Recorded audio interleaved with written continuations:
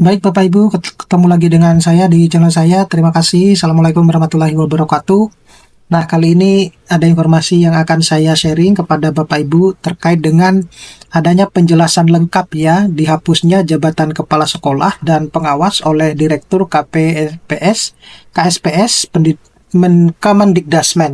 Ya, jadi Bapak Ibu juga bisa melihat ya ada YouTube-nya yang terkait dengan penghapusan ini, di mana kalau kita lihat di sini, Kementerian Pendidikan Dasar dan Menengah itu telah mengumumkan secara signifikan adanya perubahan mekanisme pengangkatan kepala sekolah dan pengawas sekolah yang beberapa waktu yang lalu sudah beredar informasinya ya.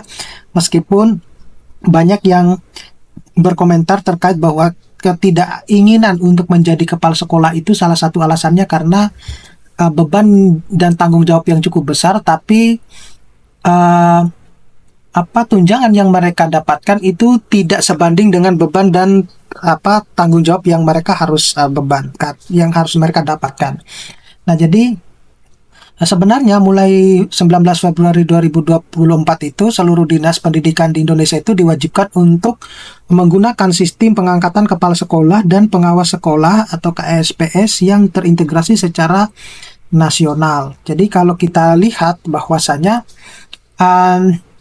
apa sih sebenarnya yang melatar belakangi hal tersebut? Nah, kalau kita tarik ke belakang, itu ada kebijakan baru Permen 4 RB nomor 21 tahun 2024, di mana uh, latar belakang yang adanya kebijakan tersebut itu untuk menyederhanakan sebenarnya tata kelola jabatan fungsional guru dan jabatan lain yang terkait dengan pendidikan, seperti misalnya pengawas sekolah, kemudian pamong belajar, dan penilik. Nah, kebijakan ini juga merupakan respon atas kebutuhan transformasi pendidikan di Indonesia. Nah, tujuan utamanya tentunya adalah menciptakan struktur yang lebih sederhana dan fleksibel untuk mendukung efisiensi kinerja tenaga pendidikan.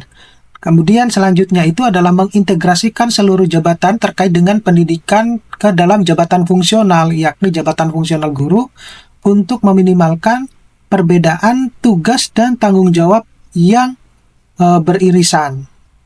Nah, selanjutnya itu adalah ruang lingkup penerapannya, di mana kebijakan ini berlaku untuk seluruh tenaga pendidik dan tenaga kependidikan termasuk PNS maupun ASN lainnya seperti P3K di lingkungan Kementerian Pendidikan, Kebudayaan Riset dan Teknologi.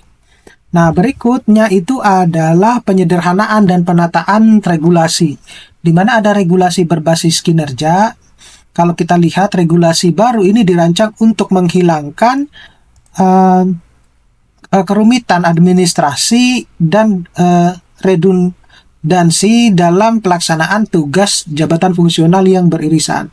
Nah, contoh misalnya ya, tugas jabatan pengawas sekolah yang sebelumnya itu terpisah dari tugas guru, kini bisa menjadi bagian dari jabatan fungsional guru dengan penyesuaian kriteria kinerja yang sesuai. Nah, kemudian dilakukan penataan regulasi ini.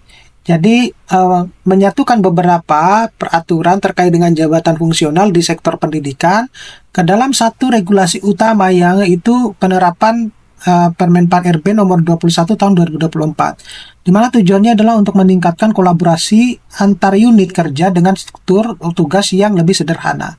Contohnya misalnya, di sektor keuangan, ada 23 jabatan fungsional telah disederhanakan menjadi 4 jabatan fungsional melalui Permen 4 RB nomor 11 tahun 2023. Nah, konsep serupa itu diterapkan di sektor pendidikan untuk mendukung efisiensi dan agility ya, atau kelincahan dalam pelaksanaan tugas. Nah, kalau kemudian bagaimana dengan transformasi peran dan pengelolaan? Nah, ada diktomi yang hilang ya, di mana perbedaan antara tenaga pendidik, guru, dan tenaga pendidik kependidikan, dalam hal ini adalah pengawas, kemudian pamong belajar, penilik, dan lain sebagainya, itu dihapuskan untuk menciptakan kesetaraan dalam penghargaan, kesejahteraan, dan pengembangan kompetensi. Nah, kemudian penyesuaian dengan transformasi pendidikan. Jadi jabatan fungsional baru itu mendukung dan arah kebijakan transformasi ASN dengan memberikan fleksibilitas pengelolaan peran. Misalnya, perpindahan dari tugas pamong belajar menjadi tugas pengawas dilakukan tanpa uji kompetensi melalui penugasan resmi. Nah, lalu dampak positifnya seperti apa? Jadi, mengoptimalkan efisiensi pengolahan sumber daya manusia di sektor pendidikan, kemudian memberikan ruang bagi inovasi dalam pelaksanaan tugas fungsional. Nah, berikutnya itu adalah proses transisi penyesuaian. Jadi masa transisi selama 2 tahun ya. Pertama, semua tenaga pendidik dan pendidikan itu akan menjalani proses integrasi ke dalam jabatan fungsional. Nah, tugas lama itu tetap dijalankan, tetapi dalam kerangka jabatan fungsional guru dengan peran dan fungsi yang telah disederhanakan. Nah, langkah penyesuaiannya itu bisa dilakukan dengan pengawasan dan koordinator diatur ulang untuk memastikan bahwa seluruh tugas tetap berjalan dan tanpa gangguan. Dengan tenaga kependidikan yang belum memenuhi syarat, seperti misalnya sertifikasi pendidik, maka telah dikumpulkan untuk mendukung proses penyesuaian.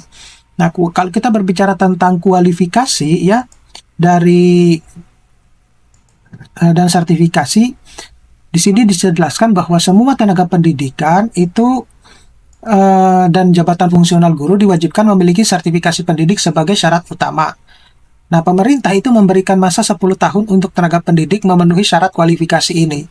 Kemudian data sertifikasi saat ini itu terdapat ribuan tenaga pendidik yang belum memiliki sertifikasi, termasuk 178 pengawas sekolah, yaitu 18.866 pamong belajar dan 3.366 penilik.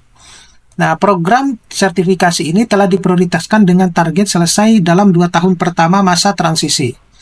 Nah, berikutnya itu adalah penugasan dan karir guru ya. Nah, jadi penugasan itu harusnya bersifat fleksibel ya, di mana guru dalam jabatan fungsional baru itu dapat diberikan berbagai penugasan, seperti misalnya kepala satuan pendidikan atau yang disebut dengan kepala sekolah ya, kemudian ada pendampingan satuan pendidikan atau yang disebut dengan pengawas sekolah. Kemudian ada pendidik pada jalur pendidikan non formal atau pamong belajar. Nah, berikutnya itu sebenarnya tugasnya atau tujuannya sebenarnya apa sih? Jadi menjamin pengisian jabatan yang lebih cepat, khususnya di daerah yang kekurangan tenaga pengawas atau kepala sekolah.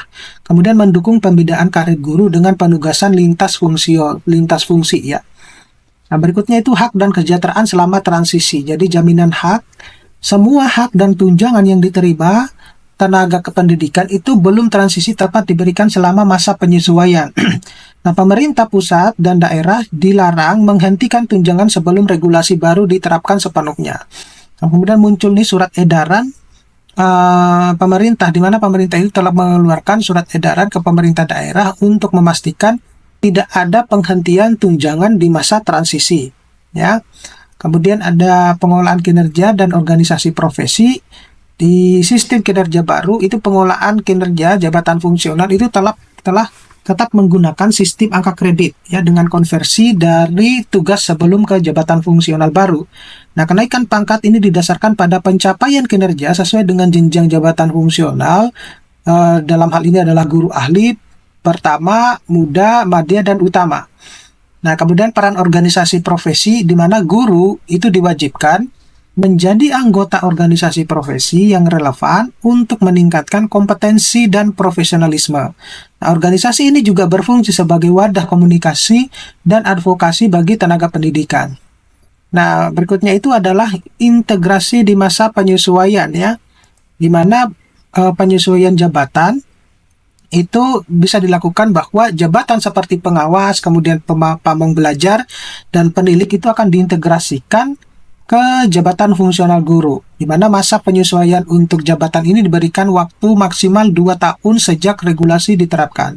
Nah, angka kreditnya itu adalah angka kredit yang diperoleh dari jabatan fungsional ya, dan dikonversi sesuai dengan jabatan fungsional guru.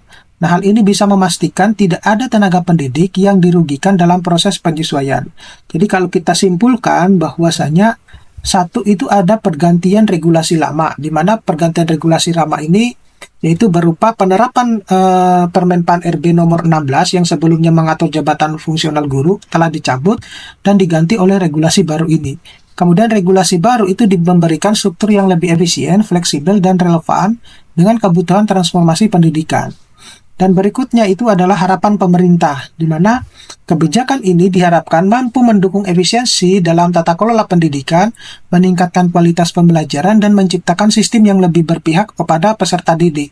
Nah, seluruh tenaga kependidikan diminta untuk mendukung implementasi kebijakan ini demi keberhasilan transformasi pendidikan nasional.